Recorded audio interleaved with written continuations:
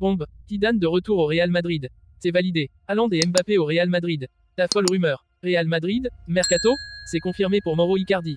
Real Madrid, une piste relancée, les sociaux hallucinent. Avant de commencer, si c'est la première fois que tu passes ici, je t'invite donc à t'abonner, c'est gratuit, ça prend 2 secondes et ça fait plaisir.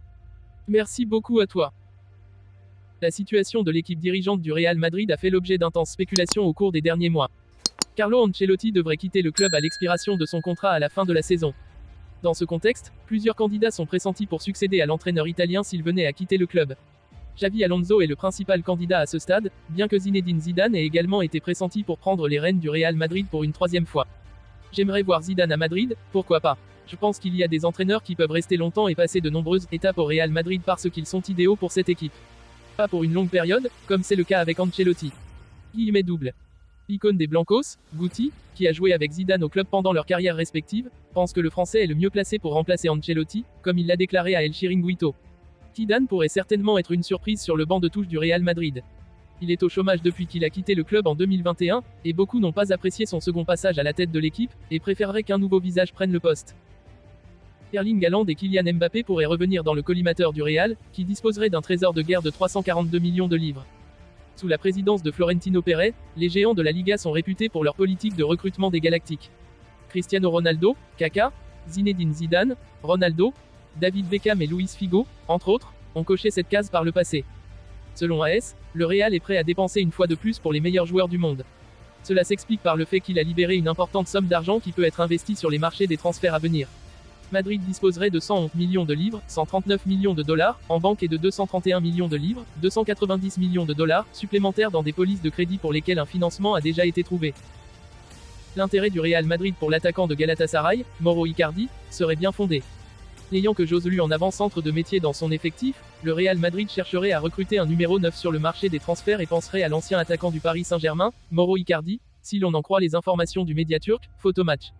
L'intérêt des merengues pour l'Argentin, qui évolue depuis l'été 2022 à Galatasaray, a été confirmé par le média italien, Tutto Mercato Web, qui précise que Mauro Icardi serait un joueur que l'entraîneur madrilène, Carlo Ancelotti, aurait toujours apprécié et qu'il aurait déjà voulu par le passé.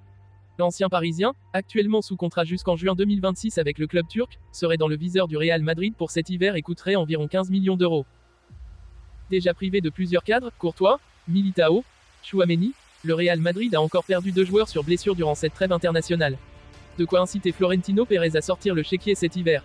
Touché à l'entraînement la semaine dernière lors d'un contact banal avec Ousmane Dembélé, le Français Eduardo Camavinga sera éloigné des terrains pendant au moins 2 mois. Le staff médical du Real Madrid a confirmé que l'international français souffrait d'une rupture du ligament latéral externe du genou droit. Blessé lui aussi durant la trêve internationale avec le Brésil face à la Colombie 1-2, Vinicius Junior s'est vu diagnostiquer une rupture du biceps fémoral avec atteinte du tendon distal de la jambe gauche, et ne rejouera pas avant le mois de janvier.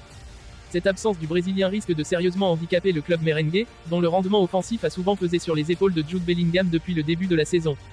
Lors de la première blessure de Vinicius Junior en août dernier, Carlo Ancelotti avait affirmé que son équipe n'avait pas besoin de renfort. La blessure de Vinicius ne nous obligera pas à recruter des joueurs, nous pouvons gagner sans Vinicius, Benzema, Courtois, Militao. Pas de recrues, notre attaque est complète. Les chiffres parlent d'eux-mêmes. Nous marquons des buts sans Benzema et Vinicius, avait lâché le coach italien après une victoire sur la pelouse du Celta Vigo, 1-0. Son discours sera-t-il le même dans les prochaines semaines? Pas si sûr. Une ancienne piste réactivée. Selon les informations du quotidien Sport, le Real Madrid envisagerait bel et bien de faire venir un buteur lors du mercato hivernal. Quel que soit le discours officiel, le départ de Karim Benzema a laissé un grand vide en attaque. Face à ce constat, les dirigeants madrilènes auraient repris contact avec l'entourage de Timo Werner. Après une expérience décevante à Chelsea, l'attaquant allemand a signé un retour très mitigé au RB Leipzig depuis le début de la saison 2022 à 23 et cette piste pourrait surprendre, voire décevoir, les fans merengues.